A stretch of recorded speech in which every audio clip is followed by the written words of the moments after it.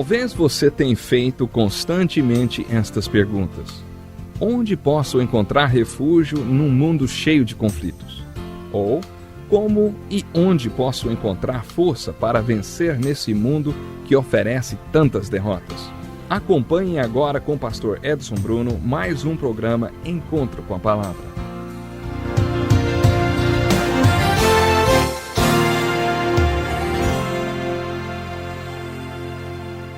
Bem-vindo a mais um programa Encontro com a Palavra. É um privilégio estudarmos juntos a Palavra de Deus. Obrigado por você ter escolhido fazer parte dessa jornada espiritual junto conosco. No programa de hoje, gostaria de considerar o que o livro de Gênesis tem a dizer sobre o nascimento ou o começo da criação do homem. Lembre-se, o propósito do livro de Gênesis é nos dizer como as coisas eram, para podermos entender como as coisas são. Quando abordamos o assunto da criação da humanidade, estamos falando de nós mesmos. O que o livro de Gênesis tem a dizer sobre o homem? Quando estudamos a criação do homem, o que aprendemos sobre a intenção e o propósito de Deus para o homem?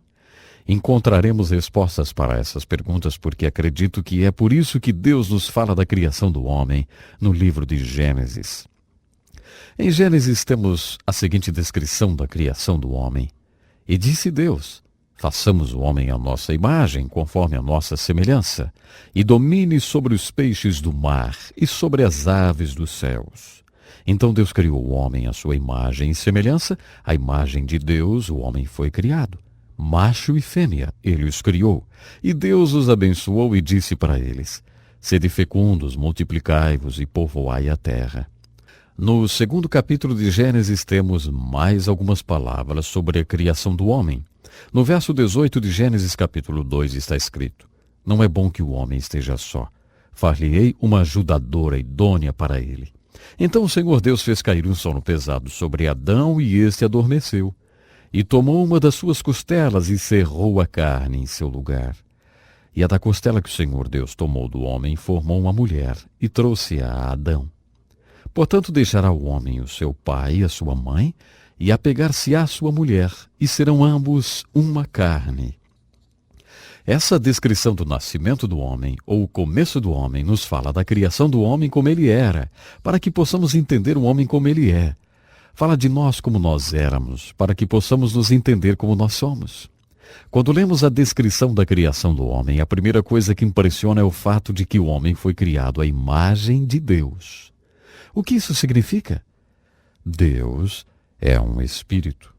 Deus não tem um corpo, então isso provavelmente não se refere ao corpo humano. Então, a que isso se refere? Quando diz ali que Deus criou o homem à sua imagem e semelhança, quer dizer que Deus deu ao homem a capacidade de ser espiritual. Mas não é essa aparência física que foi feita à imagem de Deus, e sim a capacidade de sermos espirituais. É isso que faz de nós a imagem e a semelhança de Deus. Podemos citar em Gênesis capítulo 2, quando o Senhor Deus molda um pouco de terra e depois sopra para dentro dela, lhe dando a vida.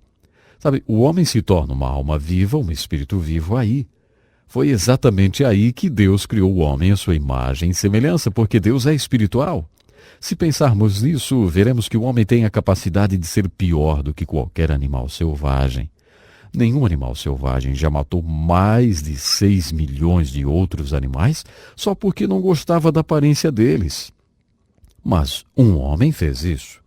Se verificarmos a história do que o homem tem feito com o próprio homem, chegaremos à conclusão de que o homem tem a capacidade de ser pior do que qualquer animal. Sim, o homem pode ser pior do que os animais e ainda assim o homem tem a capacidade de ser como Deus.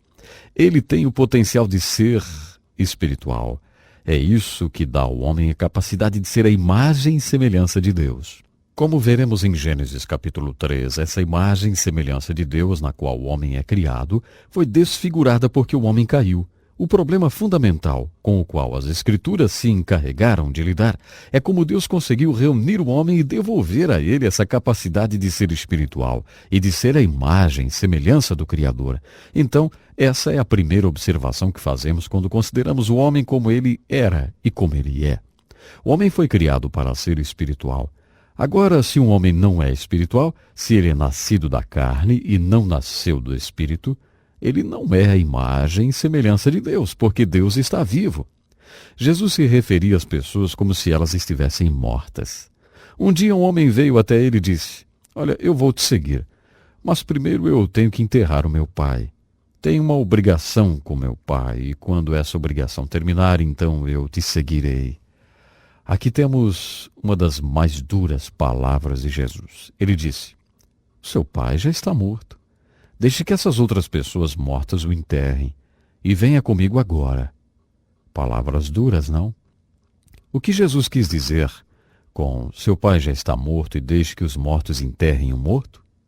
Ele quis dizer que o fato de você estar fisicamente vivo não significa que tenha vida, não a vida que Deus planejou para o homem. De acordo com as Escrituras, quando nascemos fisicamente, não somos a imagem e semelhança de Deus. Recuperamos essa imagem e semelhança quando nascemos de novo. É por isso que temos que nascer de novo. É por isso que precisamos desse ato da criação em nossos corações. Outra observação que podemos fazer sobre a criação do homem é ele os criando macho e fêmea. Por que Deus criou o homem e a mulher? Esse foi o primeiro exemplo de cirurgia com anestesia. Deus foi o primeiro anestesista. Ele fez com que Adão caísse num sono profundo e então retirou uma de suas costelas, que foi usada para criar a mulher. Eu acredito que isso é um belo simbolismo. Os velhos estudiosos certamente vão dizer que Deus não tirou a mulher da cabeça do homem, o que poderia simbolizar que a mulher iria mandar no homem, ou que Deus não tirou a mulher dos pés do homem, simbolizando que ela devesse servir a ele. Deus tirou a mulher de um dos lados do homem. Afinal de contas, o que está mais próximo do coração do homem do que suas costelas? Deus queria que a mulher ficasse do lado do homem, perto do coração. Esse é um belo simbolismo. Por que Deus criou a mulher? Está escrito que quando Deus criou o homem estava incompleto. Mesmo sendo a imagem de Deus, Deus disse: "Não é bom para o homem estar incompleto. Vou criar uma ajudadora", que significa alguém que completaria. Então, Deus fez a mulher para completar o homem. Homem e mulher unidos em uma só carne são um ser completo. É isso que a gramática hebraica sugere. Deus criou o homem macho e fêmea. Por quê? Muita gente acha que no Jardim do Éden eles cometeram algum tipo de pecado sexual. Isso é ridículo. Deus os fez sexuais antes deles caírem em pecado e disse: "Isso é muito bom." Sobre as coisas que criou, Deus disse: "bom." Mas quando ele criou a união sexual, ele disse: "muito bom." Isso foi antes da queda do homem. Não foi o sexo que derrubou a família humana. Por que Deus os fez sexuais? Porque quando Deus uniu o homem e a mulher, ele instituiu uma lei da vida, que é uma das mais básicas leis da vida que nós temos. Ele trouxe à existência a instituição mais importante que temos na Terra hoje. Nós a chamamos de família, ou o lar. Era o plano de Deus quando ele os criou macho e fêmea, unir duas pessoas e torná-las parceiras, para que pudessem se tornar pais. E então, como pais, eles poderiam produzir pessoas que um dia também se tornariam parceiros e pais, e produziriam pessoas que se tornariam parceiros e pais. Essa é uma grande lei da vida, que deu início e que norteia e sustenta toda a família humana. Para que essa lei da vida funcione, Deus precisa ter dois pais adequados. Para ter dois pais adequados, esses pais devem ter uma parceria adequada. Para ter uma parceria adequada, é preciso ter duas pessoas adequadas. É assim que isso deve funcionar. Para que a lei da vida funcione, é preciso que haja pais adequados, parceiros adequados e pessoas adequadas. É mais ou menos assim, como se fosse um triângulo. A lei da vida que Deus trouxe a efeito quando criou o homem e a mulher diz que as pessoas devem se tornar parceiros, para que possam se tornar pais. Pense nisso como se fosse um triângulo. Um triângulo não existe sem a linha de baixo, ou sem um de seus lados. A paternidade depende da adequação da parceria. A parceria é apenas tão adequada ou efetiva quanto as pessoas que fazem parte dessa relação. Quando as Escrituras nos aconselham sobre como podemos ser pais e parceiros adequados e pessoas adequadas, as Escrituras sempre irão nos instruir a começar com as pessoas. Em 1 Pedro capítulo 3, por exemplo, Pedro aconselha uma mulher que tem um marido que não segue a palavra. Aquilo poderia significar que o marido dela não era crente, ou talvez ele fosse um crente, mas nem sempre obedecia a palavra. Pedro, na inspiração do Espírito Santo, diz para ela qual o tipo de pessoa que ela deveria ser. Pedro não disse nenhuma palavra sobre seu marido ou sobre tentar mudá-lo. Isso é muito realista. Um amigo meu que é psicólogo diz que muito de nossa ansiedade e frustração resulta disso. Nossas metas dependem muito do que as outras pessoas irão fazer. Por exemplo, queremos que nossos filhos façam uma certa coisa. Nossas metas para o futuro estão baseadas nisso e, de repente, descobrimos que não podemos controlar o que eles fazem. Ou ainda, você quer que seu marido faça certas coisas. Essa é a sua meta para esse ano. Entretanto, você descobre que não consegue controlar o seu marido. Eu tenho metas sobre o que eu quero para minha esposa, o que eu quero que ela faça, expectativas para a vida dela, e acabo desiludido e frustrado porque descobri que no decorrer do ano não pude mudar a minha esposa ou qualquer outra pessoa. Portanto, não é realista pensar que podemos resolver problemas ou fortalecer nossos relacionamentos tentando mudar as outras pessoas. Quando as pessoas procuram um pastor para aconselhamento matrimonial, geralmente a pessoa de quem eles querem falar a respeito é o parceiro. Houve um caso de um homem que disse, logo no início da sessão de aconselhamento: "Olha, se Moisés tivesse conhecido a minha esposa, teria um outro mandamento." E aí ele começou a me contar tudo sobre a sua esposa. A ideia de quem procura aconselhamento é: "Pastor, se o senhor puder consertar os defeitos da minha esposa ou marido, então eu vou ficar bem. Não terei nenhum problema." Isso não é muito realista e, na maioria das vezes, não resolve o problema. Mas a maioria das pessoas acha que o problema pode ser resolvido apenas consertando a outra pessoa.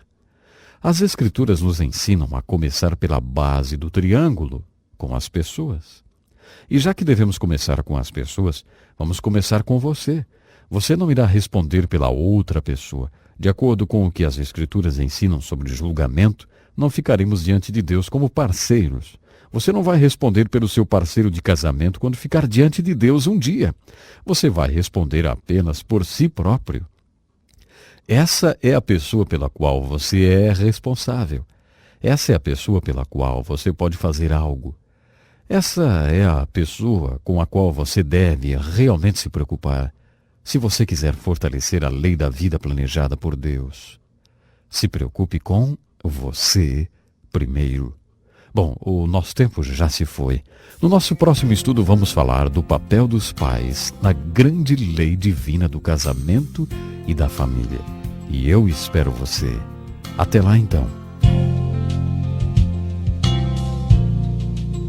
Que lição importantíssima. Obrigado, Pastor Edson Bruno. Prezado ouvinte, coloque em prática o que você ouviu aqui.